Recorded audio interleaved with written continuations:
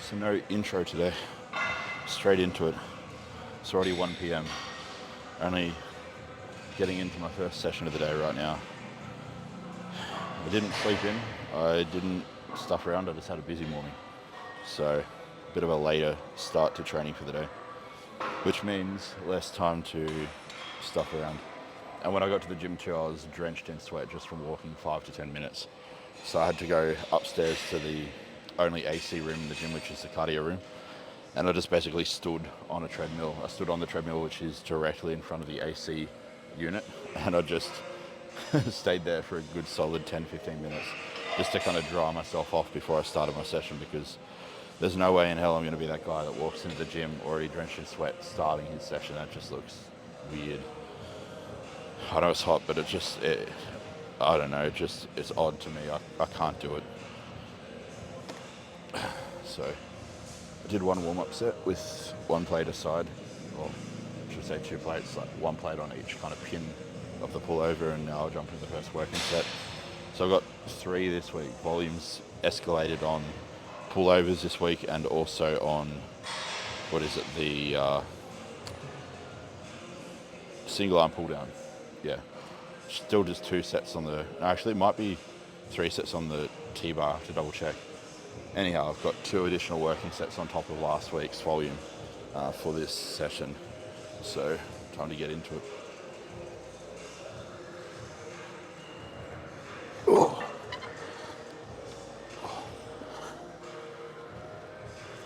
Oh. Oh. Mm. Mm. Mm. Mm. Mm.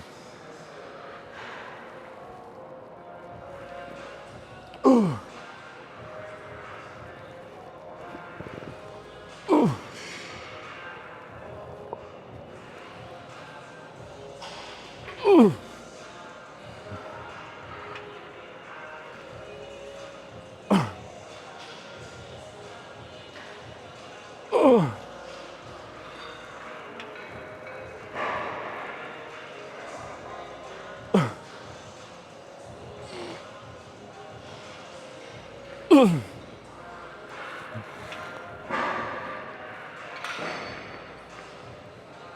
Mm. Oh. I just checked my training log from last week, and that was 1 rep PB, so I was pretty happy with that. And yes, I did forget my hat today, so I don't know how good the audio is going to be, because obviously I changed the settings on the microphones themselves yesterday when I discovered that preset function in the Rode software off the website. Was it called Rode Central? Yeah. So I mean, 2 variables have changed in this session from last week's back session. The settings of the microphone, and then also the fact that I'm not wearing a hat. So it's a clip to my shirt, which is obviously a bit of a wider neck cut, courtesy of myself. So it's a little bit further away from my mouth, potentially not picking up as much of my voice and more of the ambience. So hopefully that's not the case. Hopefully you can hear me just fine.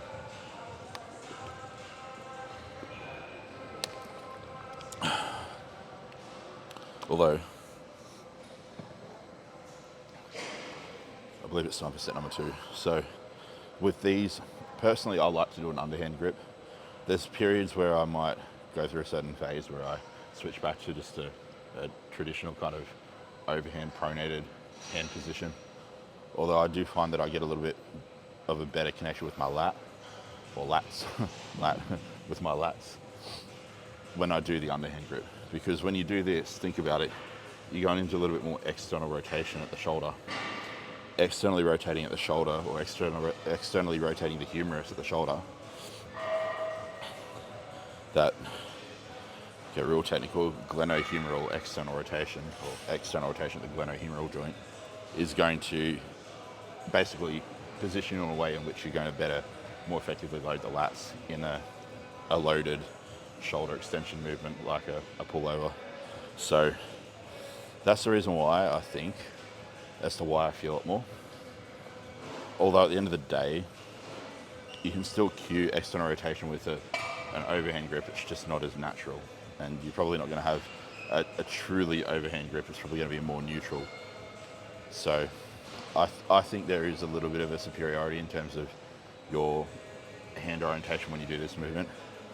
Although how much of a difference is it going to make? It's debatable. At the end of the day, just going through loaded shoulder extension and resisting that shoulder flexion on the way up is going to cause the lats to basically, I guess, not cause the lats, it's going to subject the lats to mechanical tension. So you're going to hit the lats either way. That's what I'm trying to say. Anyway, enough rambling. Oh.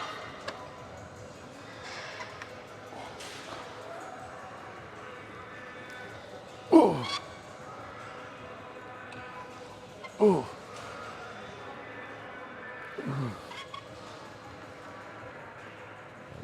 Oh. Oh.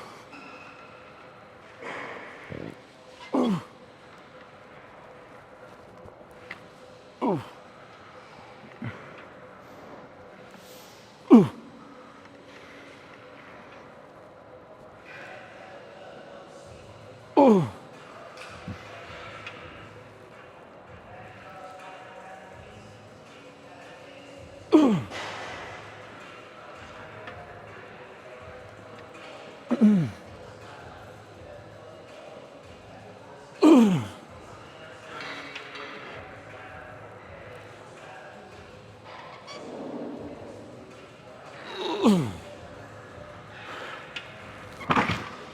Oh.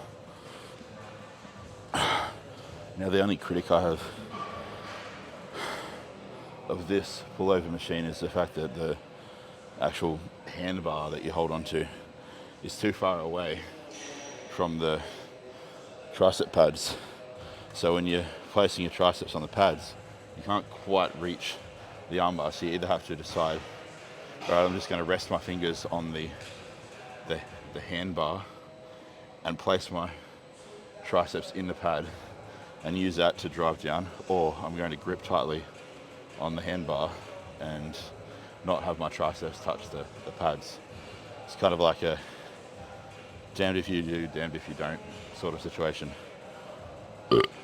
Because ideally, if somebody with more than 2 brain cells to rub together built this machine, they would have made that hand pad either adjustable closer, or they would have put 2 handbars, one a little bit lower down, one a little bit higher up, for people with different limb lengths or differences in anthropometry. But hey, unfortunately, I don't think engineers, or at least engineers that lift, develop the equipment these days. It's all done with AutoCAD from some Chinese nerd who's never fucking lifted a weight in his life. Whereas if you go back to the old school chain-driven Nautilus equipment, man, that was on another level. Even the earlier Cybex stuff was real good shit. Nautilus Nitro, Cybex, and then obviously the real OG Nautilus stuff, like I said, the chain-driven or chain-powered Nautilus equipment. That's some real quality shit there. If you've got chain-powered Nautilus equipment in your gym, and you ever cancel your gym membership to go to some fucking fancy modern gym, I will personally fly over to where you are and kick you in the nuts, because that's fucked. Anyhow. Time for set number 3. Oh. God damn it. Just hit my elbow on the screw down there, or some sort of bolt. Oh. Ooh. Ooh.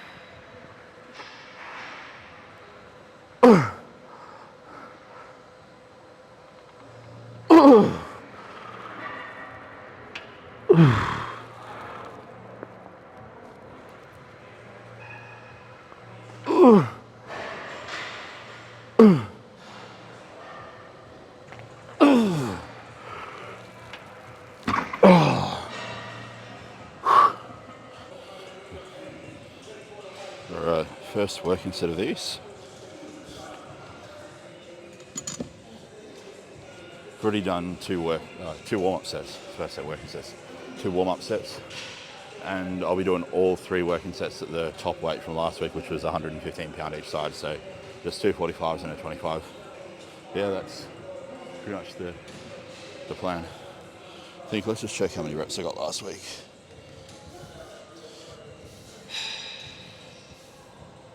It was, when I did 115 for the final 2 sets last week, it was, or for the only 2 sets I should say, it was 9 and 8. So as long as I get at least 8 on all 3 sets, I've hit a volume PB from last week.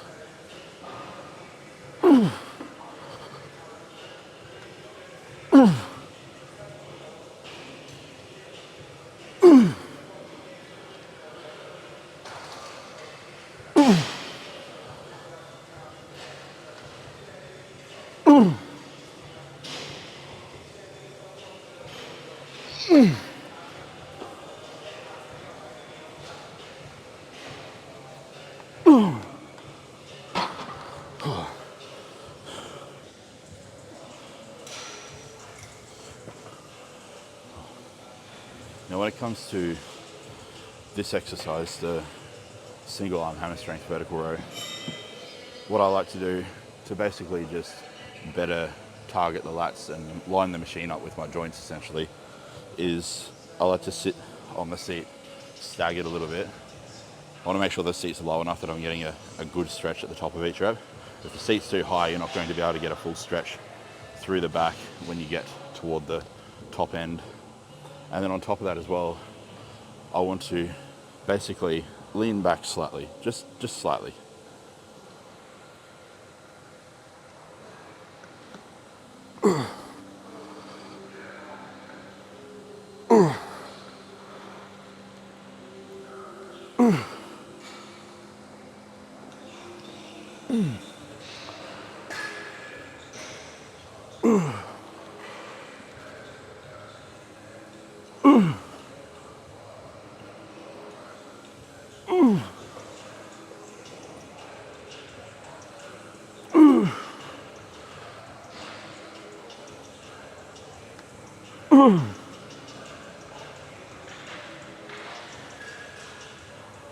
Now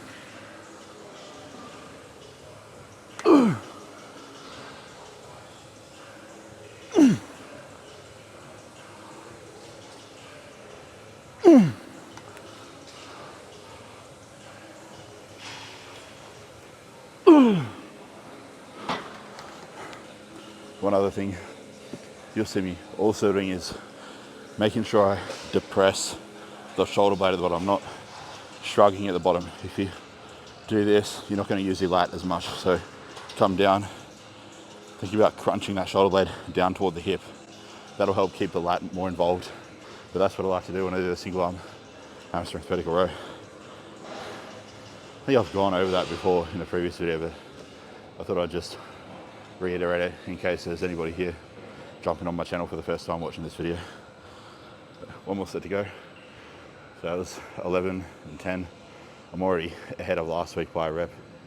So I mean, next set, if I just get 8, I'll call that a successful day. And then one more exercise after this, the unsupported T-bar row, just 2 sets on that. And that's pretty much it for back, I think. You know what, I actually might move my Kelso shrugs to this session and just do the rear delts and triceps tonight. See how I feel. Although I do have technically one more back exercise. It's more of a trap movement, Kelso shrug, which I think is fantastic. I think it shits all over traditional shrugs. If you're looking for more overall trap stimulus, yeah, you'll see that in a minute if I do it. Oh, sorry. Oh, that's so good. You can walk in front. I don't mind. What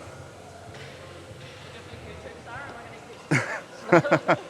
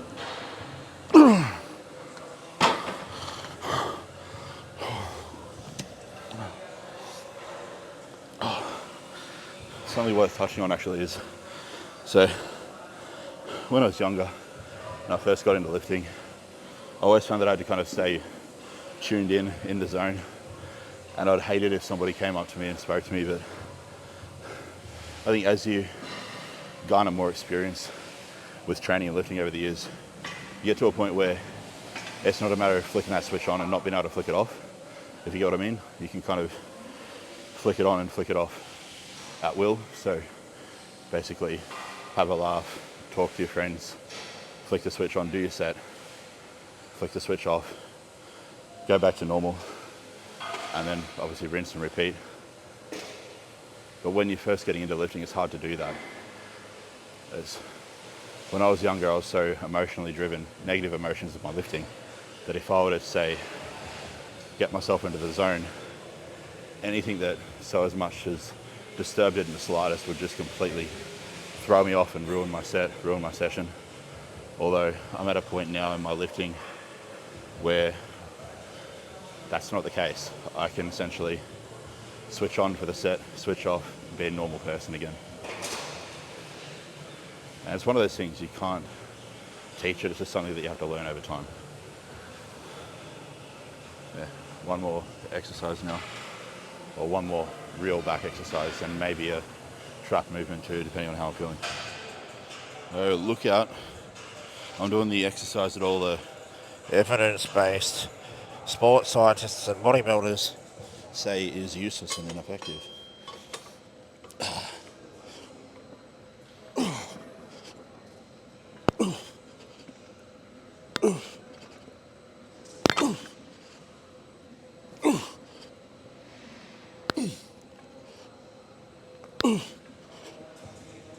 Final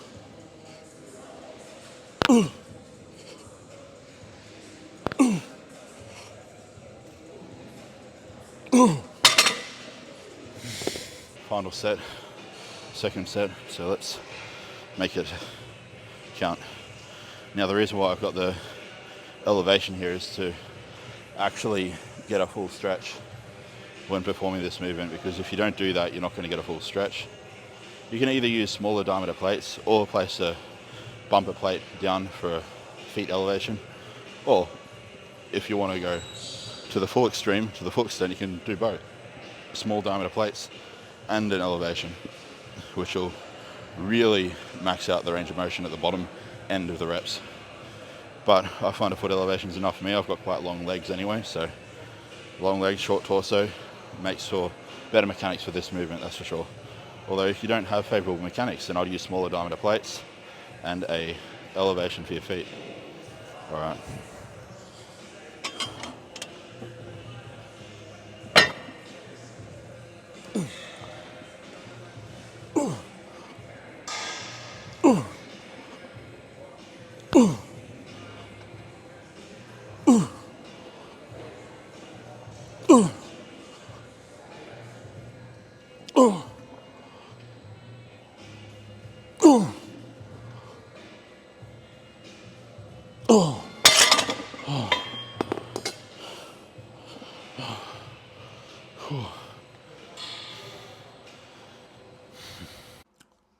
Post-workout meal.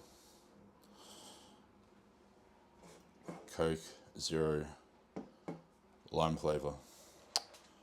So usually I obviously have the hydrolyzed whey shake with the cereal and the fruit. Currently I'm out of protein powder though, so it's chicken, rice, vegetables, fat-free mayo and barbecue sauce for some extra easy to consume carbs. Puts the carbs at about 120. I'll just fix this up here.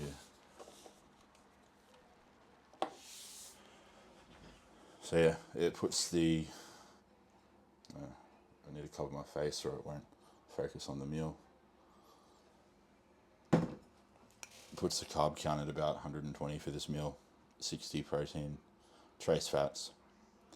I don't add oil to the pan when I cook my meat. I don't add fats to any of my meals. No added fats. The only fats I consume throughout the day are trace fats that accumulate from my protein and carb sources basically. So no matter how high my calories go, usually my fats will never exceed 50 grams per day, even when I'm hitting 1,000 carbs a day and 300 plus protein. And that's the thing that I think a lot of people kind of stuff up on. So, I mean, if you're new to, I suppose, the whole fitness lifestyle, or if you're not new and you're just uninformed, I know spray oil per serving says 0 calories usually on it, or you just think, oh, it's spray oil, it doesn't count. It's still fucking oil, it's still got calorie content to it. And if you're spraying the pan, like a serving of spray oil is just a 2-second click. A lot of the people that use spray oil, I know this because I personally used to do it too, and it was a big fuck up of mine. I actually started tracking it once and I realized I was getting 20 grams of extra fat per day. So it's one of those things where it could really kind of make or break your dieting and your precision with your nutrition. So any of my clients that are watching this, make sure you're fucking tracking your spray oil, or make sure you're not using spray oil. Personally, I would just say don't use the spray oil. If you've got a good pan, you don't need it. A non-stick pan is designed so stuff doesn't stick. If you cook meat, there's water in that meat, it will come out of the meat and basically prevent it from sticking to the pan. But I mean, if you say, for example, get the spray bottle of oil and just go you're probably looking at about 5 to 10 grams of fat there, to be honest, given how long people usually use the spray for on the pan. So keep that in mind, especially if you're like me, if you're somebody that works at home and you cook all of your meals fresh on the go. I mean, if you're spraying oil on the pan every time you cook your meat, that's going to add up real fucking fast. I mean, if you're having, say, 5 meals a day, 6 meals a day, like most bodybuilders are, and say 4 of those are meat meals where you're cooking meat, or even say 5 of those are like egg or meat meals, you're using a pan like a frying pan 5 to 6 times a day, 5 to 10 grams of fat every single time you spray oil in the pan to cook a meal, man, that shit adds up quick. Like you're probably looking at an additional 400 calories a day. And if you're in a deficit, that could be pushing you completely out of the deficit into a small surplus in some cases. So something to be mindful of. It definitely adds up, guys. Like don't think just because it's in a spray can it's calorie free. That's a big kind of fallacy and a kind of a little simple error a lot of people trip over. So figured I'd just mention that. But I'm going to eat this. I'm going to dive into some check-ins. I might even head to a coffee shop to do some check-ins. I've still got to get my hair cut, or shaved I should say, and just my beard lined up. And then I've got to go back to do session number 2 for the night. So pretty packed day. I've also got to do some content creation, and actually now I think about it, I've got a electricity bill. For those of you who think it's cheap to live in Thailand, it's not. I got a electricity bill for this past month. We're in a 34 square meter 1-bedroom condo, and it is $200 US for the month. That's a lot of money. It's more expensive than electricity was in Australia for a 2-3 bedroom house when I was there last. So yeah, I've got to pay that too as I leave, when I leave the house today, well, the condo I should say. But yeah, anyhow, I'll dig into this and see you guys later on.